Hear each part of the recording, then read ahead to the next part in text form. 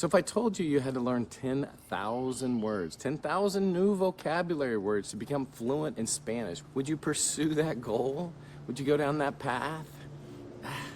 Let me answer for you. I don't think you would. I know I wouldn't. That's overwhelming.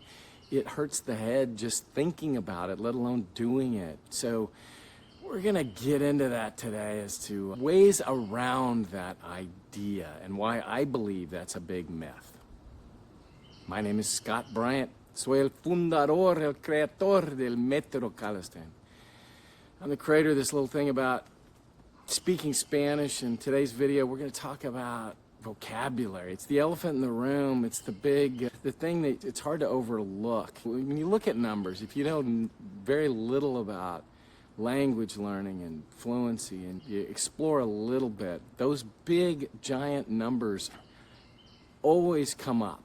Hey, you got to get this level of vocabulary to achieve fluency. It's a numbers game. You just got to get the vocabulary. And ooh, I don't believe it. I fundamentally disagree with that approach. And that's what we're going to discuss today. We're also going to talk about basketball. I'm here out on the drive where I taught my kids how to play basketball, where they will allow me to still play with them on occasion. I'm repping the Austin High basketball sweatshirt. That's my world here in Austin, Texas. Anyway, we're going to dig into basketball and vocabulary in today's video. So to get started in today's video, before we get into the basketball thing, I promise I'll get to that in a second. We're going to talk a little more about vocabulary and its importance or lack thereof in language learning. I stumbled across a video, I want to say it was a few weeks ago, and it caught my attention. It was on YouTube, platform we all know and love, and it was something titled The Effect of Someone Becoming Fluent in a Year. Of course, I checked it out. It turns out this gentleman who was singing the praises of his success was all about how he learned 10,000 vocabulary words over the course of the year. And how did he do it? He caught me initially. Yeah, okay, that's interesting. How did you do that? He said, well, you learn 30 words a day. And then day 2, you learn another 30 words. Okay, so fast forward over a month, you're learning 30 new words every day. You get to, what is that, 900 words in the course of a month? And then multiply that times 12 months and you get close to 10,000 in a year.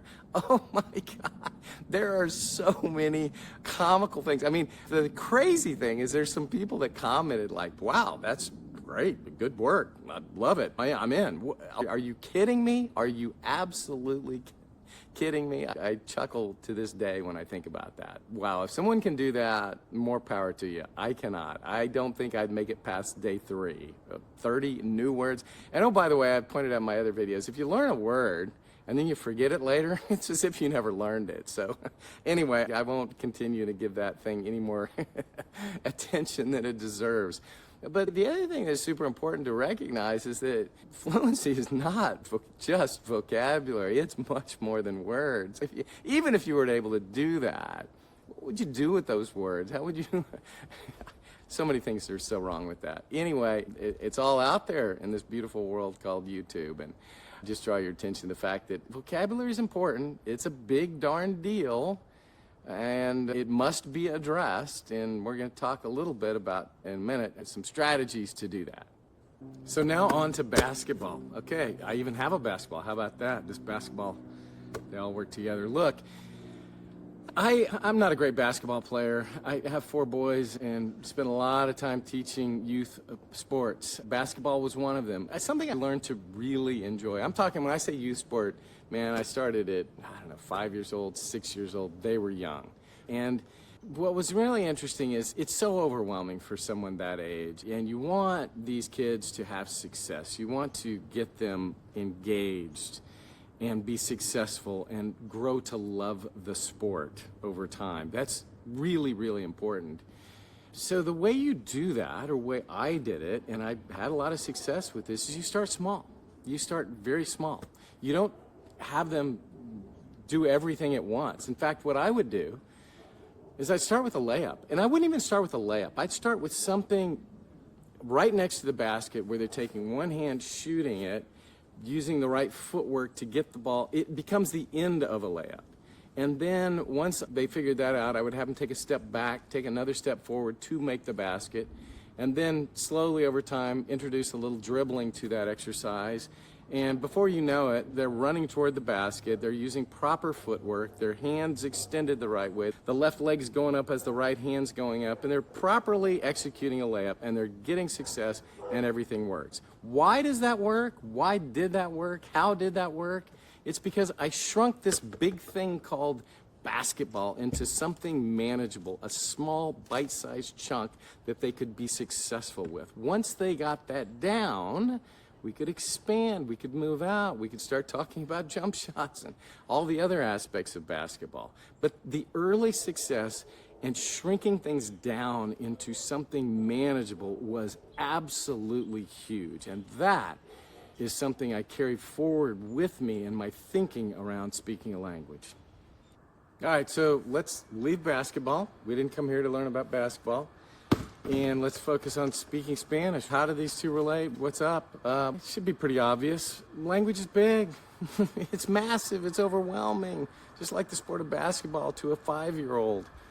You got to start small. You got to do something that's manageable, something you can be successful with. You do not need to learn all the words in the language at the same time or even approach that. And I think most importantly is to start with words that have meaning and matter to you as the student.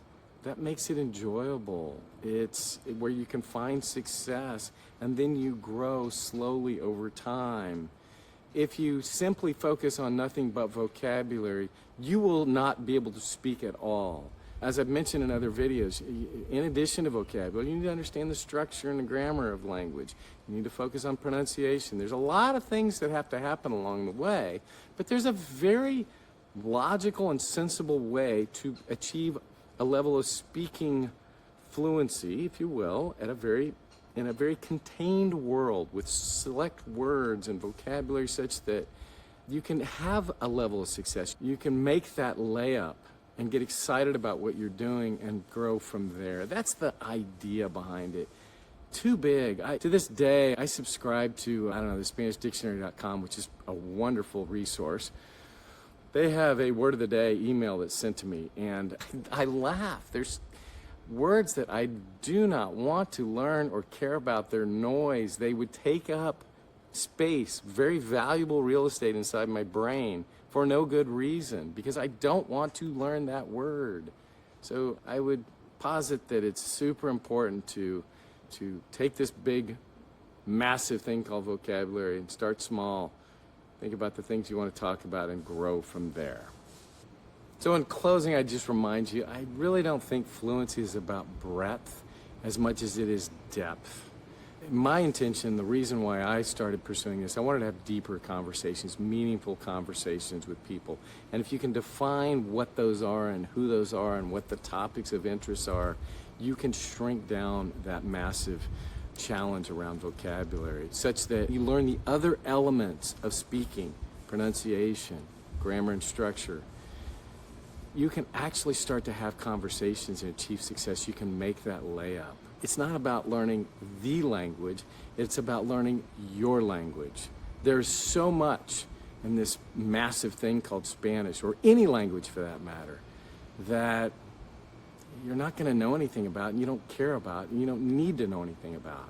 If you waste your brain cells on going after that extraneous stuff, it's going to be a long and a hard journey, and it's going to be hard to find success.